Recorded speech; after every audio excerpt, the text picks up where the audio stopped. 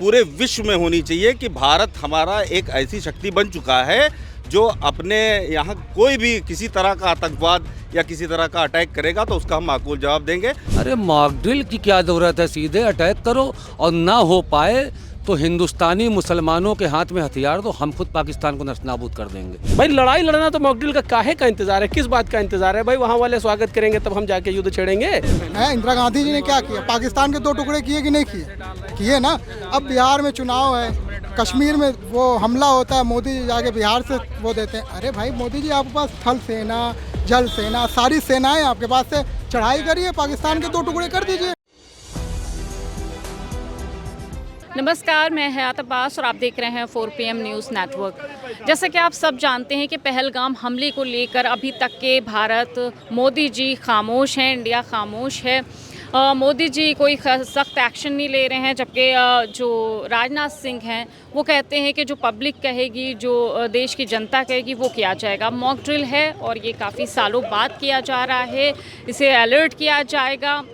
अब लोगों को क्या कहना है, क्या भारत हिंदुस्तान को इस तरह से युद्ध करना चाहिए? इस पे अगर युद्ध होगा तो कैसी स्थिति होगी, लोग क्या सोच रहे हैं, इस पे बात कर लेते हैं। सर, कैसे देख रहे हैं, मॉक ड्रिल होगा, देश में इस तरह के जो युद्ध जैसी संभावनाएं पैदा होंगी तो इसी किसका नुकसान? देखिए, नुकसान तो इसमें जो है मेरे समझ से भारत की आम जनमानस का होगा, मगर ये युद्ध होना भी चाहिए क्योंकि इस वक्त के हालात ये हैं कि अगर हम पाकिस्तान पे अटैक नहीं करेंगे तो इस तरह से वो फिर से एक दूसरा पहलगाम तैयार कर लेगा, तो उसको जवाब देना चाहिए। हम लोगों की पूरी कोशिश होनी चाहिए कि वहाँ पे जब हम जवाब दें तो वहाँ की आम आवाम का नुकसान ना हो, क्योंकि ऐसा नहीं है कि सारे लोग वहाँ भी ख़राब हैं या सारे लोग यहाँ ख़राब हैं।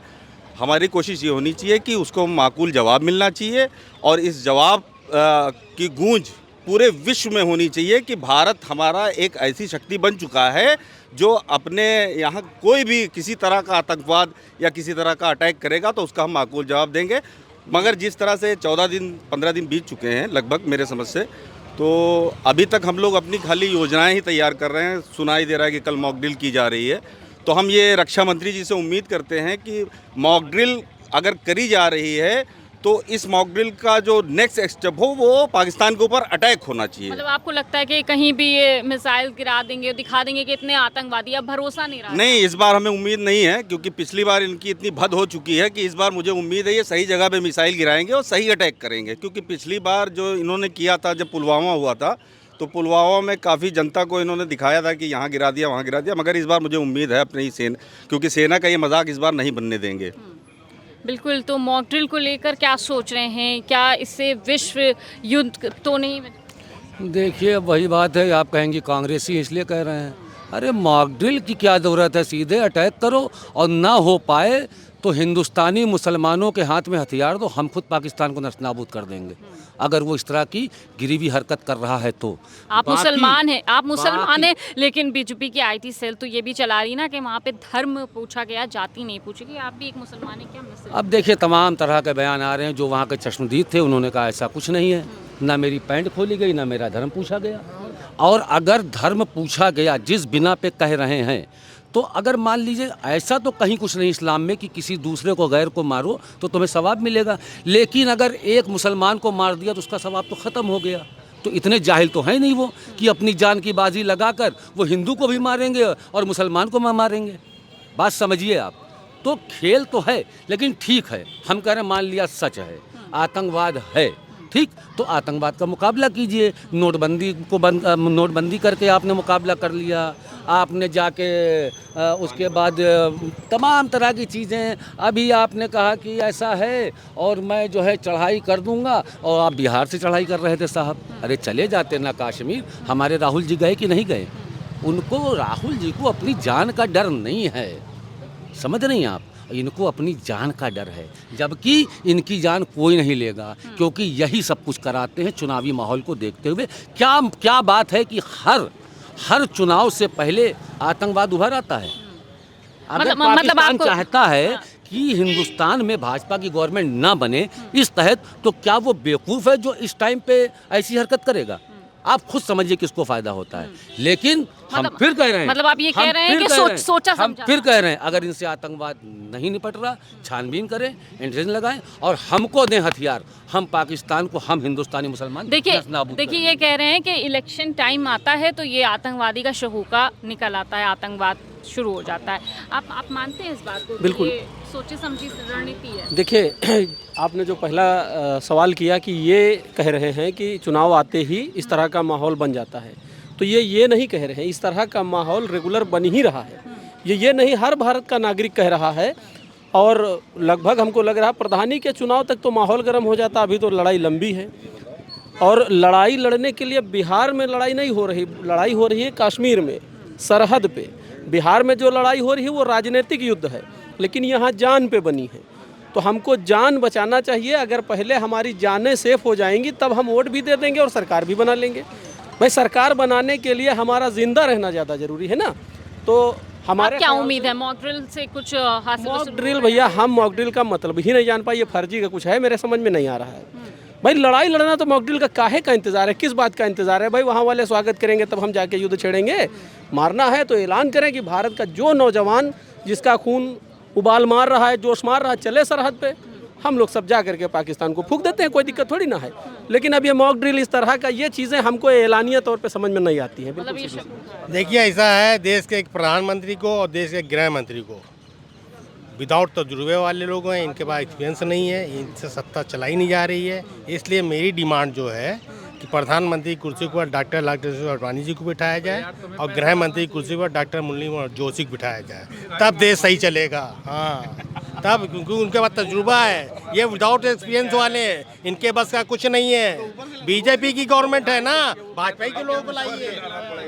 ये बताइए कि कैसे देख रहे हैं? खैर वो तो इन्होंने मिमिक्री कर दी, आप बताइए। हमारे कहने का मतलब 27-28 लोग मर गए, ये तो इंटेलिजेंस फेलियर है ना।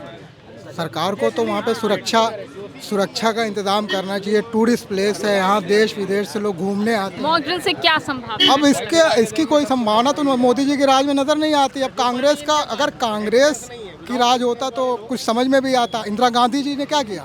इंदिरा गांधी जी ने क्या किया? पाकिस्तान के 2 टुकड़े किए कि नहीं किए ना। अब बिहार में चुनाव है, कश्मीर में वो हमला होता है, मोदी जी जाके बिहार से वो देते हैं। अरे भाई मोदी जी, आपके पास थल सेना, जल सेना, सारी सेनाएं आपके पास से, चढ़ाई करिए, पाकिस्तान के 2 टुकड़े कर दीजिए।